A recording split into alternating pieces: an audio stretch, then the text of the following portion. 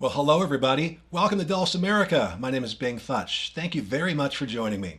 Well, it is September 2025, and next month the QDF Fall Festival will return October 2nd through the 5th. Now, the workshops take place on Friday and Saturday, with concerts taking place all 4 days, with 2 happening on Sunday. It's always a great time, and I'm teaching a bunch of classes this year, including one on how to play bass. Not just play bass dulcimer, but play bass, period. The principles of how to play bass, what we're doing, the functions of bass, and all that stuff. It is focused a lot on the mountain dulcimer, obviously, and because I'm getting ready to go in there and teach this, I want to share with you something that I think you might be able to use. It's how you can play alternating bass parts while you're playing chords. It's a little fun trick, and I'll be teaching this along with a bunch of other things pertaining to the bass. So let's go ahead and take a look at this little thing. I'm in DAD tuning, and we're going to look at things in the key of D major. So our 3 major chords in the key of D major are D, G, and A. So if you're familiar with those chords, they're going to really take you far when you're in this key. D major has 3 notes inside of it: D, F sharp, and A. G major has G, B, and D. A major has A, C sharp, and E.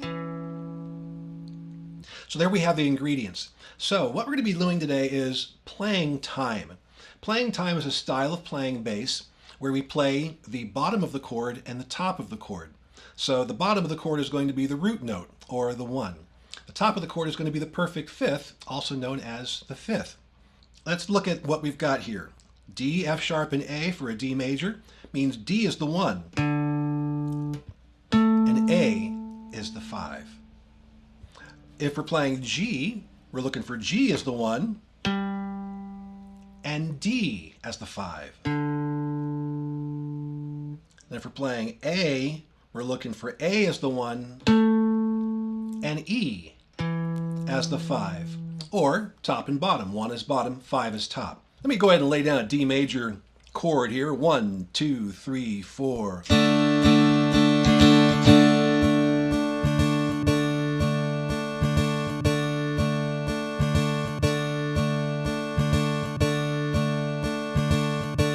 Now watch this.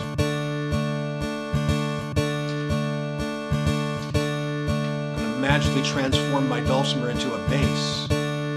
Now, here is the 1 and the 5 going over the top of a D major chord.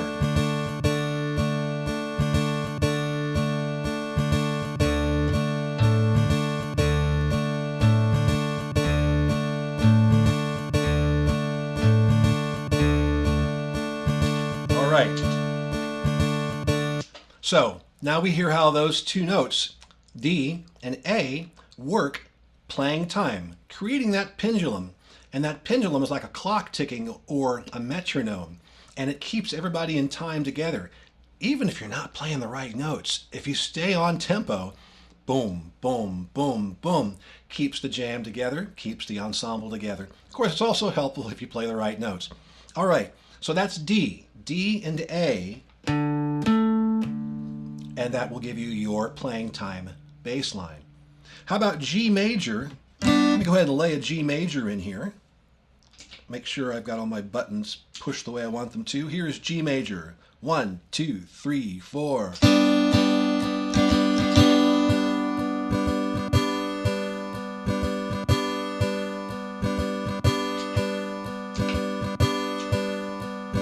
bass part is going to be G on the bottom and D on the top, but I'm going to play the D down low so it sounds a bit more like a bass. 1, 2, 3, 4.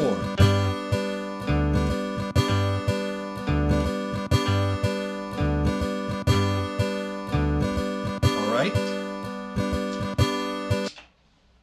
So there we had G and D. I could have gone G up to D, but going down gives us a lower sounding D, and it's a little bit better. Finally, with A, we're going from the bottom of the chord, A, to the top of the chord, E. I'm going to lay down an A major chord here. Make sure I've turned off everything and then turned everything back on the way I want. All right, here's our A major chord. 1, 2, 3, 4. And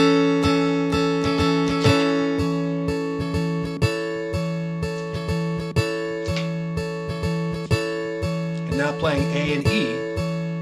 I'll be playing A and then going down to E again for the same reason that we did G down to D. 2, 3, 4.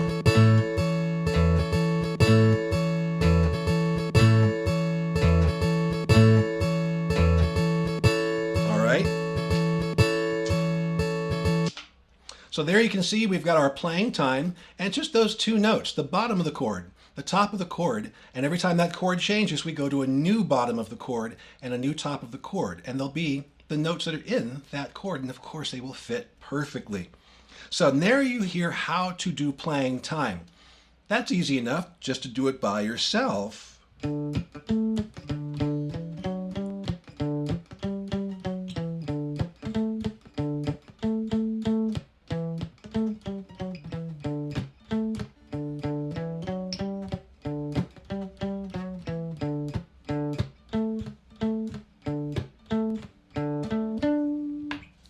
Very, very fun stuff. Now that's just bass parts though, and I promised you that we were going to play chords with those same alternating bass lines going on.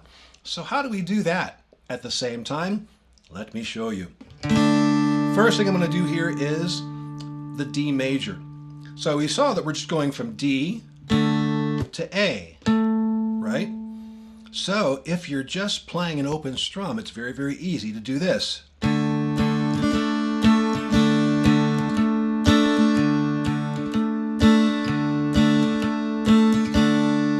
So if you're singing a tune and you're playing a D major for a long period of time and you want there to be a little more action going on, you can come over there and start playing time on your bass string. Boil them cabbage, so forth and so on. So there is our walking bass. It's not quite a walking bass yet. What I was doing before, connecting the dots, that's a walking bass. What we're doing is just playing the two notes at the bottom and the top of the chord.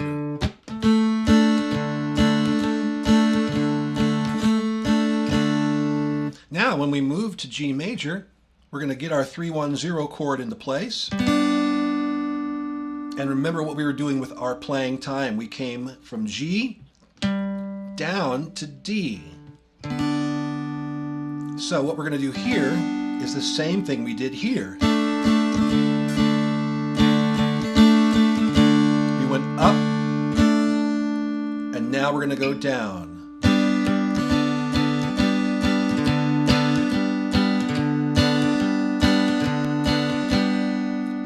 And that is how you play time on G major. We go from G down to D, back up to G. So if you're holding your 3-1-0, you can just take your finger off the string and it'll go down to that D for you.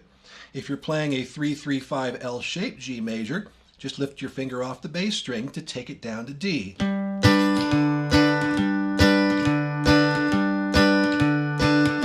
That sounds cool, huh? You could even separate these two parts and play them against each other.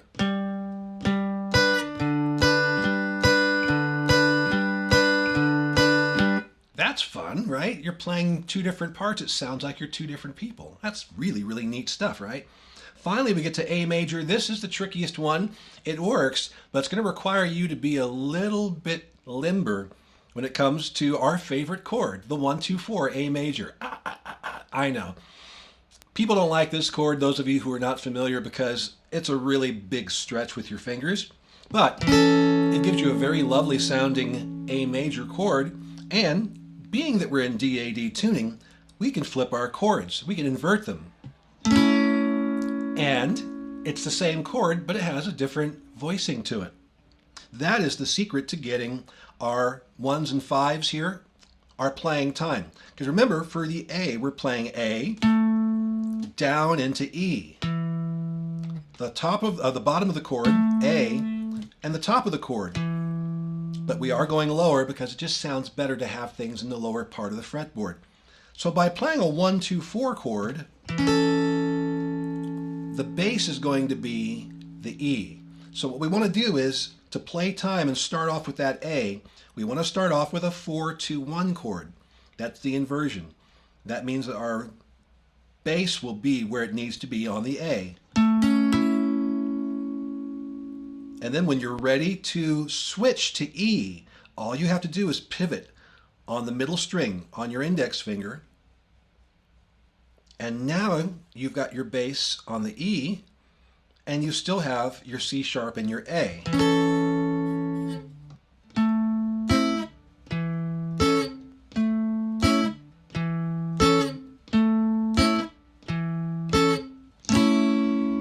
Tricky, but so much fun, right?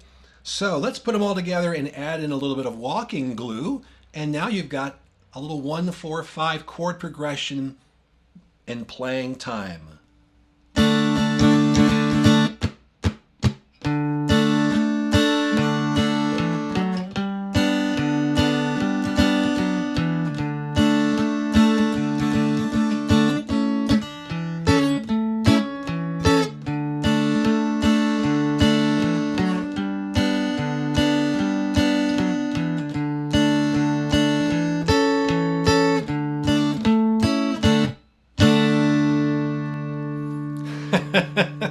So much craziness, right? It may look complicated, but the more you just practice it really, really slowly, the muscle memory takes over, and before you know it, you're doing that on a whole bunch of songs. I'll be teaching more about that complex little arrangement and making it very simple for you, as well as other very important aspects of playing the bass. How chords function, how the bass functions, how it all comes together, and different styles and techniques, from simple playing time to doing the walking bass, to doing simple pedal tones. And also we'll also look at melodic bass and doing some more flowing lines and having some fun with it. So think about it. I'm teaching a lot of other stuff, but the bass thing is really exciting because people are discovering that when you're the bass player and you show up at the jam, nobody wants you to leave because you're fulfilling a very important role. You never know. You just might become the bassist for the entire group. So thank you everybody for joining me this week. I'll be back next week with another look at something I'll be teaching at the Quarantune Dulcimer Festival Fall Festival coming up October 2nd through the 5th. You can go to virtualdulcimerfest.com and register. Make sure you get in there. Some of my stuff's already sold out, and you don't want to miss out on another good time. Another great time, actually. Thanks, everybody. We'll see you next week.